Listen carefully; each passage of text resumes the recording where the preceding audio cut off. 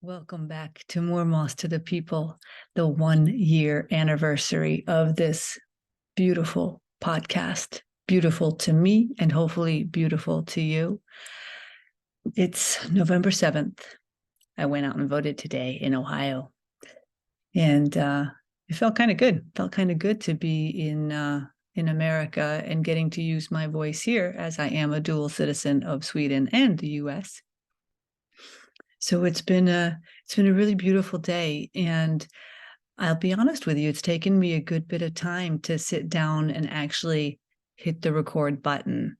And I think I'm excited. I think that I'm nervous. I think that I want it to be important. I want it to come across to you in a way that I need to be able to capture somehow what this movement means to me.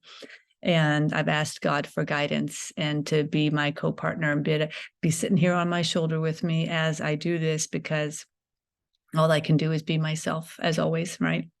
That's the only thing I can do, is to show up as myself and to know that I am enough. And whatever it is that I say today is going to come into your heart. And I trust that you'll hear me. I'll trust that you feel this. And if you are moved to share it with somebody else, that is terrific. But my intention is really to sit and talk to you today about what this journey has looked like for me in this past year. And it has been one of the best years of my life. Now, for me to say that is a very big and important statement, and I say it with no levity in my heart. I say it with absolute conviction that starting this podcast was a way for me to literally be, I'm walking down the road, and then all of a sudden it's like I went from here to here. I mean, I took a sharp right turn, okay? And meaning that in my day and in my life and in my week and in my work and what that was going to look like, I had no idea. And it came to me absolutely with spontaneous downloading of how this was going to look. Now, I'm going to give you some history. I'm going to kind of give you a little bit of a summary of how the whole More Moss to the People movement even came about. I'm going to share all of that with you. I'm going to share the story of how the term More Moss to the People even came up. I'm going to start it with a story and I'm going to end it with a reading. Okay. So I'm going to come full circle, and I'll be honest, I have no idea how long this is going to take. So I hope that it doesn't go too long for you, but that you'll be able to listen in as long as you're able, and then maybe come back if you need some extra time. So the story of More Moss to the People, people are like, what in the world does that mean, Åsa? I mean, I love moss, the thought of moss, but what does it mean? Okay, I'm going to go backwards in time. A dear friend of mine by the name of Angela Statzer, who lives in Huntersville, North Carolina, whom I've known since the early 2000s. She was a neighbor of mine. She and I, we talk on Voxer, something called Voxer. And it's not, I don't see her. We don't have a video. It's just literally, I'm talking to her. I leave her a message. She responds, she listens and responds back to me. So we only speak on messages. And one day I had posted a video in the forest, and I was on Instagram, and I was talking about, what it felt like for me to be in the middle of my business day as a life coach, going out and kind of relaxing and just reconnecting with God, reconnecting with Source and Mother Nature. And I do this by walking in the moss, and how I love the moss and how peaceful I feel standing in the moss. And I was just having a conversation about the moss. And Angela saw this episode, and she writes me or calls me, and she's like, Åsa, I love the moss too. I didn't know you loved the moss. And I'm like, oh my gosh, yes, it's one of my favorite places to go. I love to go to the Swedish forest. That's where I live, is in Sweden. I love to go out in the forest in Sweden and just be with God. That's it. I mean, that's, whether you believe in God or not, doesn't matter. I do. I believe in a higher power, and I connect with this higher power the best when I am in the forest and standing there just completely at ease with myself, with the world, in that moment when I am connecting. So we started talking about, I also feel like my life is going so fast because it's like I need to go to the forest to relax. I need to get someplace to relax. And I don't really want that. I want to be able to relax wherever I am. I want to be mindful of where I am. And Angela's like, I do too. I want to drive slower. I don't want to be rushing everywhere. I don't want to be like worrying about the next best thing and having all the things and having all the money and having all the cars and the clothes and the da da da da da. Right. So I was like, oh my God, it's so true. Me too. I don't want that either. I was raised in America, and I feel that my pace inside of me was so harried and so hectic and so completely and totally out of control that I didn't even know who the hell I was. I mean, I became a crazy person. I was just floating everywhere. Like there was absolutely no vision for my life. It was just like kind of like, oh yeah, sure. Yeah. Oh yeah, I'll do. I was like floating all the time, like wherever. Yeah. You want to go do that? Yeah, let's do that. Let's go here. Let's go here. And it just wasn't a part of me anymore, and I was growing out of it. It was like a suit that I was wearing that was so tight that I couldn't get into it anymore. And I don't know about you, but if you have ever worn clothing that does not fit you quite right, you know how uncomfortable that is. And that's what was happening, is that I didn't know necessarily how I could change my life or how I could change my ways. um, so I wanted to get to meet other people that were like, I wanted to be led by other people. I wanted to witness other people that were choosing to slow down in their lives, because I needed help. I needed help to slow down. So Angela and I are talking back and forth, and we're like, yeah, I want more moss. And I'm like, me too. I think we all need more moss. And then I'm talking to her like on my telephone again. She's not looking at me and I'm not looking at her. I'm just talking into my telephone. And I just say, more moss to the people. And my arm goes flying up like I am some revolutionary. And I'm like, Angela, I don't know what I'm doing, but I've got my hand up, my arm in the air, like I am fighting the fight right now. I'm like, wait a minute. Moss isn't about fighting. Moss is about coming back to self. I was like, oh, Christ. So all of a sudden it's like, whoosh. I'm like, Angela, there's something to this. She's like, Asa, there's absolutely something to this. We need to figure this out. What does this mean? I don't know. It feels big. It feels like it's really important. It feels like it's much bigger than us. And if we feel this way, then I know other people feel this way too. So that's how this conversation started. We're like, more moss to the people. We're going to get sweatshirts and we're going to get a logo. And, that's how it started. We're going to get sweatshirts. That's how the more moss to the people movement got started. We're going to do sweatshirts. We don't have any sweatshirts, but I want sweatshirts. If you know how to make sweatshirts, get back to me. If you know how to make sweatshirts, easy for me to say. So So I start working. I had already started working to get a website created. And this angel, who is still my podcast production manager, his name is Kamal Osley. And he is this gorgeous soul that lives in Sweden. And he was creating my website for me. And we were just talking. I mean, I had no idea what I was doing. I just wanted a website created. So I start creating a website, moremosstothepeople.com. Really, I mean, I started creating a website around me and Angela having a conversation about more moss to the people. Had no idea what we were going to do with this. No clue. We're going to sell sweatshirts. Right. So Camille is making this beautiful website for me out of his company called AP Designs, which is a company in Västerås, Sweden. Arian Parsi, wonderful guy that I worked with. He's the owner of the company. We're sitting together. We're talking about this. We're making like this game plan. Like, what do you want this to look like? How do you want this to be? And we're just like dreaming. We're in a dream state. And they're like, what about this? What about this? What about this? I'm like, yes, yes, yes. And I'm like, I know I want to interview people. I want to meet cool people. I want to talk to people that are doing this, that are slowing their lives down, choosing to live their lives in a way that is like super duper authentic to them. Maybe not necessarily like what everybody else in the world is doing, which I love. I love people that are not embarrassed to be themselves, because I was that person. I was the person that was so embarrassed to be different. I didn't want to be different. I spent my entire childhood trying to fit in because I was Swedish. I had moved to America. I didn't know how to speak English. I didn't know what the customs were, the cultures were. I didn't know what the foods were to eat. I didn't know how to play games. I didn't know the rules. I knew nothing. I felt like an ass my entire childhood. So all I wanted to do was fit in. Now, fast forward to my 20s, I start realizing, wait a minute, Asa, maybe you're not like everybody else.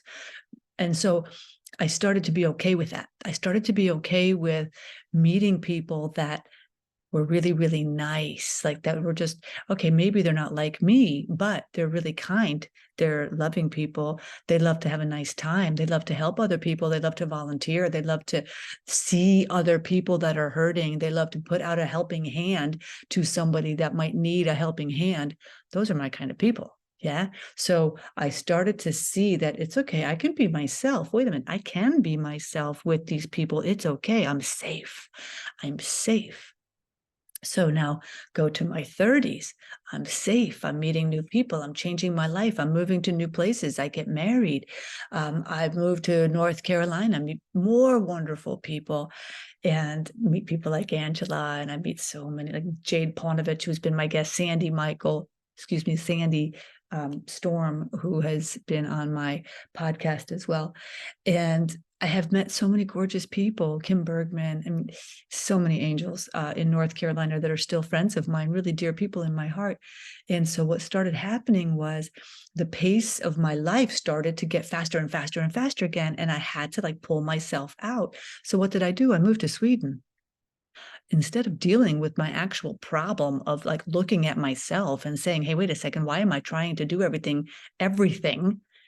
And I decided to move to Sweden, to relocate back to Sweden after my divorce was final. And I did. And I thought that was going to be the answer, right? I thought that's going to make everything better because now I've moved to Sweden and Sweden is so calm and Sweden is so nice and Sweden is so clean. And it's true. Yes, all of that is true. The problem is me. I was the problem. I just moved myself from America to Sweden, had chaotic life in America. So naturally, how long you think it took me to create a chaotic life for myself again, right? Because where's the problem? It's not out there, darling. It is right in here. I'm the problem.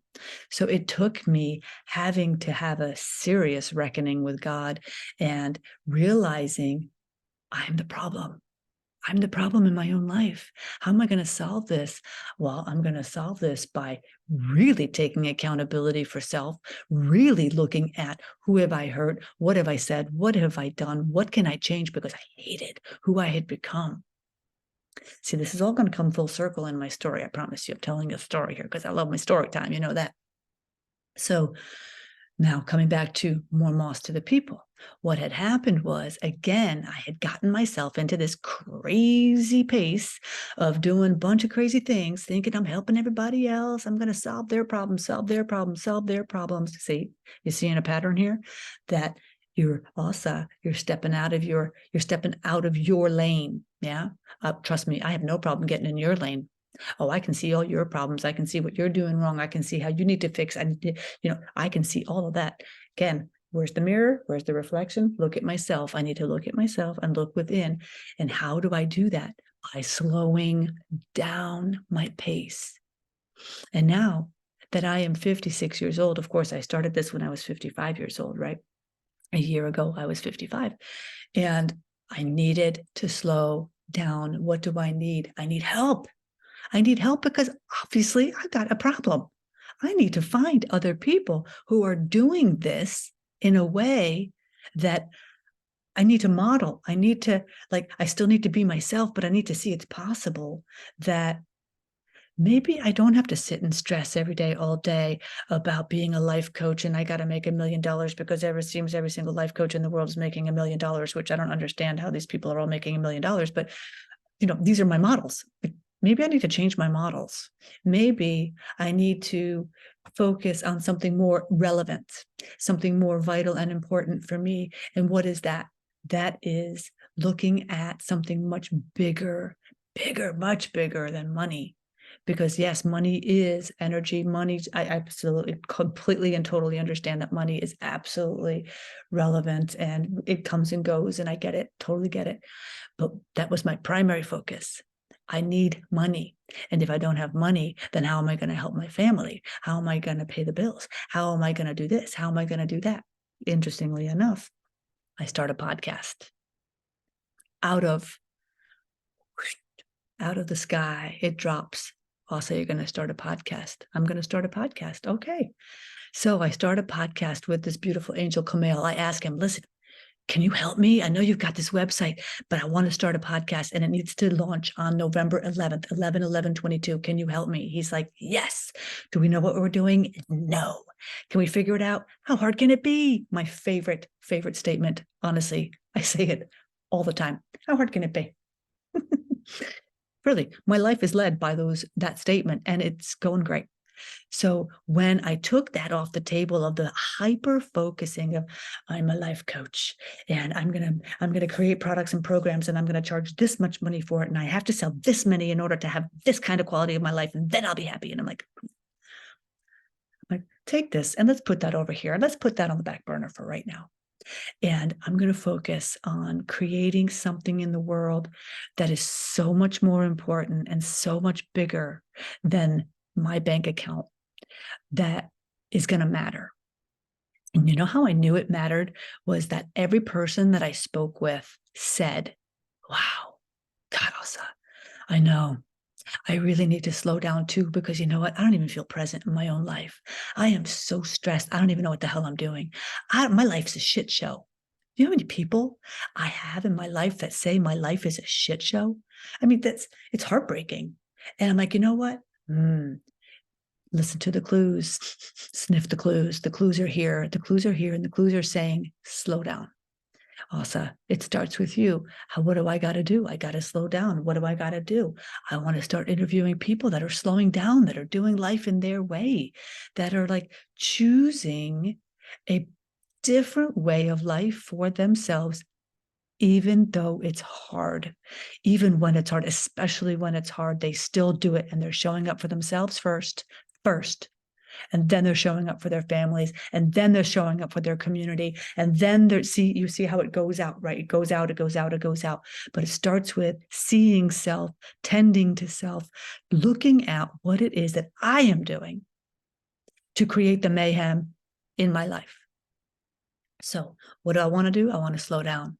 What do I need to do? I need to surround myself with beautiful people that are they're interesting. Those seem like really nice people. I love what they're doing. So now we're going to get to some numbers here, my friends. Okay. We're going to get to some numbers and I had to pull them today because I want it to be actual. So, as a podcaster, I have been doing this for 49 episodes now. Okay. So I upload every Friday, an episode every Friday, except for this past July, when I took my month off for my radical sabbatical, because girlfriend needs some time off in order to be vital and fantastic and spending time with my loved one, Thomas, and my cat Elvis and my mother. You know, this is critical, taking time off. Intentional time off, my radical sabbatical. Okay, sabbatical. So, and then there was another time, 1 month, when I had recorded an episode, which the audio for my guest, because she was in Italy, had terrible connection. I thought I heard her pretty well while we were having our discussion. But when it was time to launch it, Camille said, also, the audio is not good. I'm like, it'll be fine, because I'd now spent a week working on this. And so we launch it, and I asked some people, I'm like, hey, can you listen to the episode and tell me what you think of the audio? They're like, oh, yeah, I can't really hear it. And I'm like, shit. I had to pull the whole thing. I couldn't have, this beautiful guest that took me 6 months to get her on the podcast, and you can't even hear her speaking. So I had to take the whole episode down, and she's never come back as a guest because she's way too hard to get on the schedule. So that is a little lesson that really ticked me off. But what are you going to do? That's life, right? That's life in a fast lane, child. Okay, so here are some numbers. I want to give you a real podcaster. Okay, now I am consistent. I consider myself a professional. I have beautiful guests. I have beautiful cover art. I have gorgeous episodes that are all produced and all put out every single week by the angel Camille Osley. And so I have had 49 episodes. Okay, now, from November 11th, 2022 to November 7th, today, 2023, I have had 2,000 280 downloads of my podcast. Makes me want to cry. 2,280 times someone has listened to my podcast. Isn't that beautiful? I've told people the numbers along the way. They're like, wait, that's all you have? I'm like, what do you mean, wait, that's all you have? You kidding me? That means that many people have actually taken the time in their life to listen to a podcast episode with one of my beautiful guests, or with me sitting there talking about something important in my life. Do you know how important that is to me? God, I am honored. And I want to say thank you. If you have listened to any podcast episodes or all of my podcast episodes, thank you. And I love you for doing that. And I hope that you have gotten something joyous or meaningful out of the episode that you listened to. What else? Okay. So this is interesting to me because I like to know, where are the people listening from? So 44% of my audience are Americans. It's interesting. And 25% are Swedes. So that's about 69%.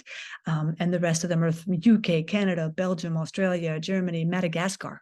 Hi from Madagascar. How you doing out there? Ireland, Israel. Mwah. Thank you. And more and more and more. Are you kidding me? People from all over the world are listening. They're tuning in to us. They're tuning into this station to hear what my gorgeous, angelic guests are saying.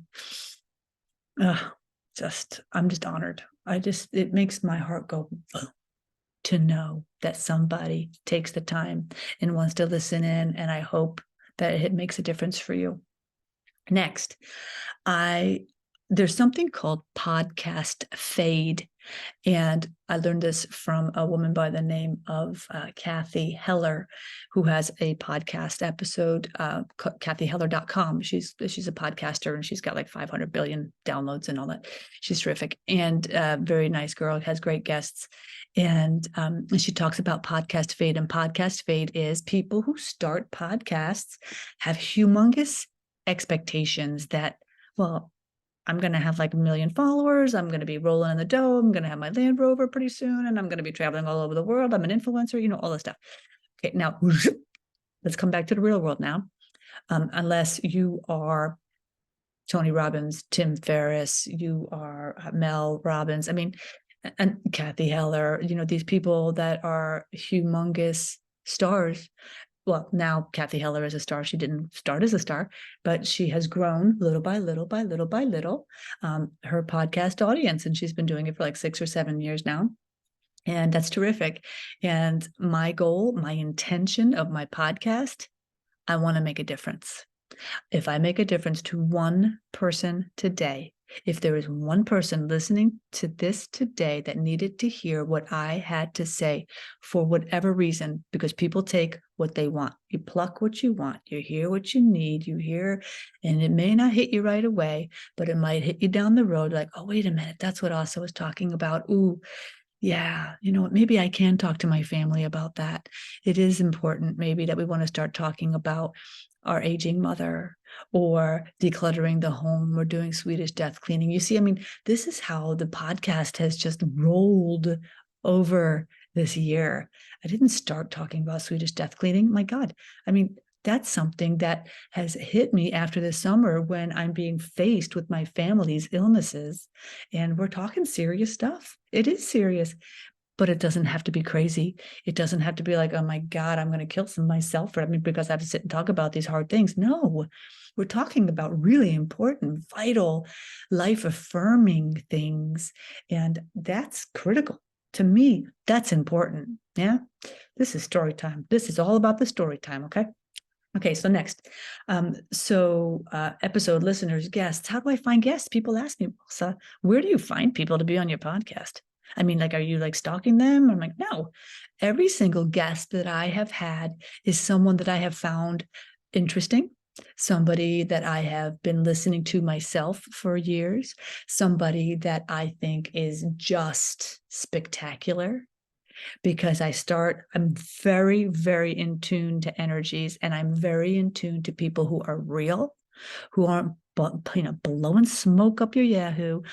Salespeople are not really like people who care more about selling their product or their services than actually getting into a deeper conversation. That's not really my guest.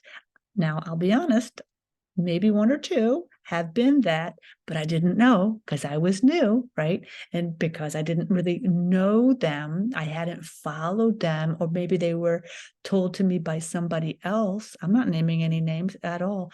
There's always something good out of every episode.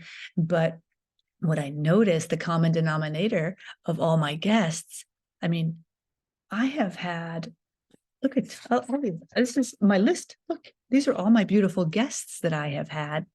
And the common denominator out of all of them, except for one, they're all business owners. Isn't that funny? Like I never even realized it until I looked at all their names and I looked at what they do and what we talked about.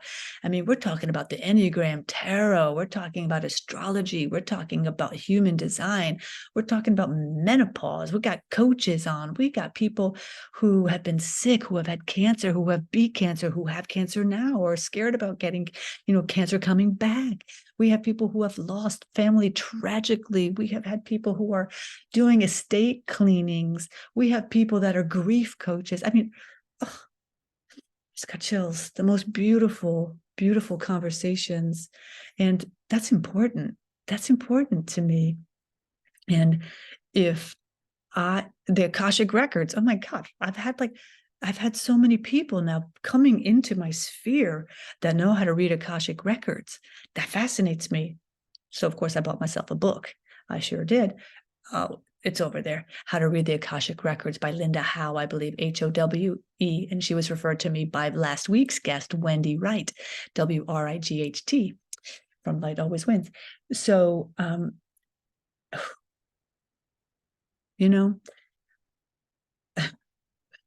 what have I discovered about myself? All right, let me keep going because I could just talk about my guests for 20 days because they're just so beautiful. So what have I discovered about myself this year? I'm a bit of a pain in the ass, meaning that I do things my own way. I have a hard time doing things like other people. And that's why my coaching was so difficult for me, because I looked at what everybody else did and I tried to follow. Okay, yeah. Okay, they did it that way. I'm going to do it that way. Yeah. Oh, okay. I got to buy that program. And when I do that, buy that program for $5,000 to learn how to do that. And then I don't even do anything that the person tells me to do. Yeah, I'm one of those people that I got to do it my way. I have to figure it out myself. Now, every week when I have my podcast marketing updates, my marketing, like little snippets where I tell people, okay, this is what this week's episode is about. I'm sure there's a million more professional ways that I can hire people to do reels and to make it all fancy and technology and AI and all of it. I hate it. I don't want it. I want to be real. I want to show up in your face and say, hey, my guest this week is this person. I love her. She's got a heart of gold. This is what we talk about. I hope we can count on your support and that you'll listen in. That to me looking at you and talking to you, I'm talking to you. I mean, my heart is coming to your heart and asking, would you please listen in? So what else have I learned? I have learned that I'm actually really, really good at systems. I need systems. I'm not a free-for-all kind of a gal. Like when it comes to every single guest before I invite them on my podcast, I have a form, a document that I send to them telling them this is what you can expect. I love to set people up for success. Yeah. I'm not like, oh, yeah, listen, whatever. Oh, by the way, here's the link. Here's this is where you're going to call me to record. No. I have a system. I treat every single guest with kid gloves because they're my beautiful guests. They're coming into my home. They're coming into my heart first, and then they're going to be coming into your heart. You think I'm not going to treat them with kid gloves? I want them to know that they're the number one thing in my heart, in my mind, in my vision for that period of time that we are having this conversation.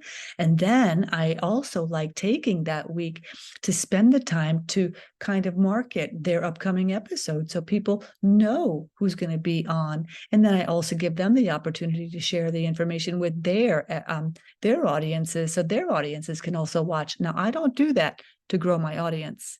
I do that because I want them to grow themselves with their audience. You see, my intention coming backwards, it's not to make $1 million. It's not to make the million subscribers. It's not to have 1,000 billion downloads every hour on the hour. If that happens, terrific. My intention is my beautiful guest that comes into my home, that comes into my Zoom link, that talks to me, and we're having a conversation about something as important as their life.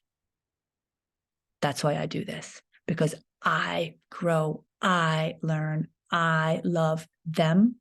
I love you. I want you to grow. I want you to learn. I want you to hear. I want you to experience what this beautiful messages are. And then I want you to take that information and I want you to pass it on. I want you to share confirmations or information or different details with your family, with your loved ones about things that are important to you, because that is how us as a collective grows. See, another thing I do before I speak to any of my guests, all of my guests, is I take a tarot card. I pull a tarot card for every single person before we speak. That's interesting. The Eight of Wands. This is about communication, online communication. Isn't that funny? And that's exactly how I meet my guests. I meet them online. I meet them on Zoom. Before every single person that I speak with, before every recording I do for my podcast episodes, I pull a tarot card and I ask God, tell me, God, what does this person need to know today? What does this person need to hear today? Who is this person today in the world? And what does the world need to gather or gain from this conversation? Yeah. And that's how I start. That's how I start my episodes, with my heart open, my heart wide open, and my eyes wide open. I see you, I hear you, I value you, I love you. Let's start a conversation. And that's it. This isn't an interview. It's an actual conversation. Like, I'll add information and they give me information and we speak and I listen. I listen in, not just to their words. I look at them. I feel them, because I am an empath. I am spiritually connected. I feel you. I share you. It's beautiful. It's such a beautiful process. Oh my God. Whew. All right. Do I have, oh yeah. So the common denominator of my guests is that they're business people and that they also dare to be themselves and put themselves out there. And I mean, they're doing tough things. They're doing hard things. Like, I mean, do you know how hard it is to be an astrologer or to be somebody who reads the Enneagram, like in your family? Like, my family has no clue what I'm doing. I mean, I don't think anybody in my family actually even listens to my podcast, which is cool. Hey, listen, to each his own, right? I've got a big family out there. I got the whole world. So, do I have, would I do anything differently? I'll be honest with you now. This year, I haven't earned any income because I've been doing my podcast. Remember, I put that on the back shelf. Remember, I put my life coaching and the whole, I got to make money. I've got to make money. I have to earn money. I put that on the back burner so that I can focus on my podcast, my craft of learning how to communicate and set up my system so that I can be comfortable and have comfort for my guests so that they can feel comfortable to share openly and honestly with me on the podcast, so that you, the listener, can be driving down the road and listening as well and have your heart connect as well. I mean, how intimate is this? So that's the only thing that I can say is this past year, yeah, I've spent a lot of money. Cost me $700 a month to do this. It's a lot of money. And yep, savings is going down, but you know what? God provides. God provides. And I'm not saying that like as some idiot who's just like, oh my God, I know God's just going to throw money at me. No, I'm doing this. I open my heart and the answers are going to come. The answers are going to come how it is that I can earn money and continue doing this podcast going forward. I do not have advertisers. I do not have Patreon. I don't have PayPal that I'm offering for people to give money to the effort so that I can continue on with this. I know my answers will come. I know they will come. They always do. Okay, so I think that is what I wanted to cover as far as my first year. So now I'm going to end with a story and a reading. So I just got chills. This is what's so interesting to me. So I came to my mom's house here in Westerville, Ohio, to help her with decluttering her home because we're doing Swedish death cleaning. You know, she's Swedish, I'm Swedish, and she's half Finnish. So I wanted to do death cleaning in her home, to organize, clean up, help her sort stuff out now so that she feels settled. And I'm down in the basement and I'm going through all my old real estate files, you know, all 11 years when I was a realtor. I had to save all those files for 10 years. So I had to get them shredded. Well, there was another box down there. There was another banker's box filled with old books. So I was going through the books and I find this one that is, I'm going to show you. It's not big. It's actually really quite thin. And I'm going to put my glasses on because I can't actually see anything. So the book is called I'm Not Too Busy by Jody Hills. And I have asked for permission of this beautiful author to read her book on my 1-year anniversary of my podcast. So you'll see my, wait, do I have something in my eyes? I have to have that on, otherwise I'd be sitting in darkness. So I'm going to read this, okay? And I want you to listen in. And I'm going to wrap it up with a story of where this book came to me from, okay? So I'm just going to show you, like in here, you'll see it's a beautiful, beautiful, beautiful book, okay? And it is signed by the author, Tristan Publishing out of Minneapolis, Minnesota. Okay, you ready? I'm sorry, this is going to be irritating if you're looking at me to have this on my eyes, but I have to read. Okay, when we move so fast, we miss so much. Sometimes when you're not looking, hours go by. I could have gone for coffee with the same friends I've canceled on 3 previous times, but instead went to the post office early so I could avoid the traffic and maybe beat the lines, and still got held up behind the accident in front of me. Sometimes when you're not looking, days go by.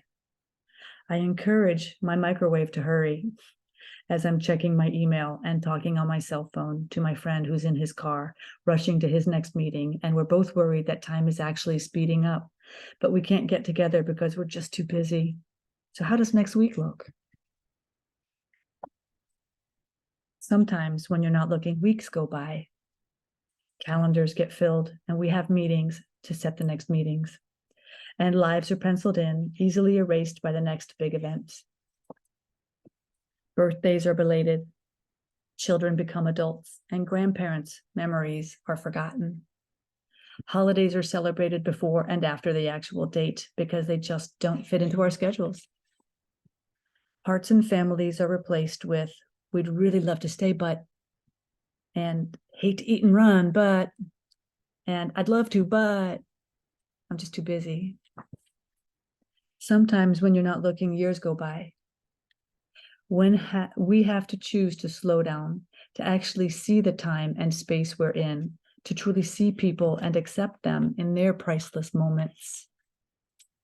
This time isn't speeding up, we are. We have this urgency not to just get to places, but to get there first, even if it's just ahead of that slow red car in front that's holding up all the traffic. There's so much pressure to pick the right line at the bank or the grocery store.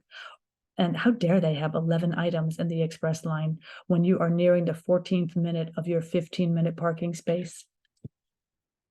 Lines get longer and tempers get shorter. And the only things getting closer is the end of our rope. We even shorten words like thanks and love, as if shortening the word allows us to invest less energy, interest, and time.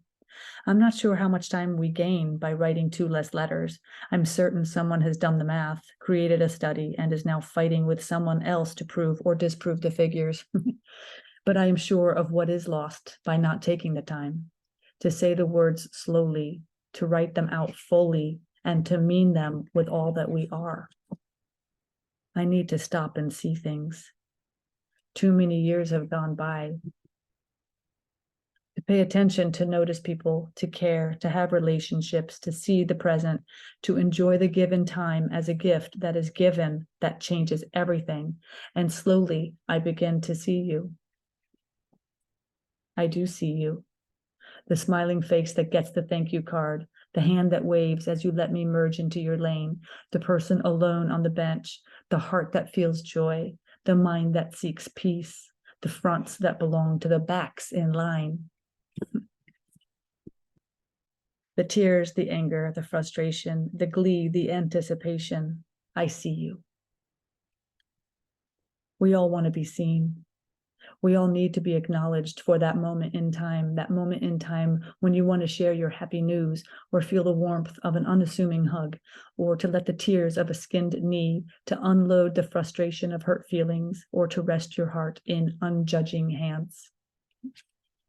To look into someone else's face and know it's more than okay to be you. We're all asking for a few precious moments and looking for someone to say, I'm not too busy. Thank you, thank you, thank you for seeing me, even with all my faults and distractions.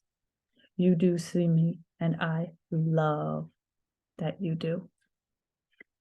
With all my limitations, knowing that I can't reverse time, save time, hurry it along, or slow it down, I simply and humbly offer you a bit of my time, which is really just a part of me. If ever, whenever you need me, please know that I'm not too busy.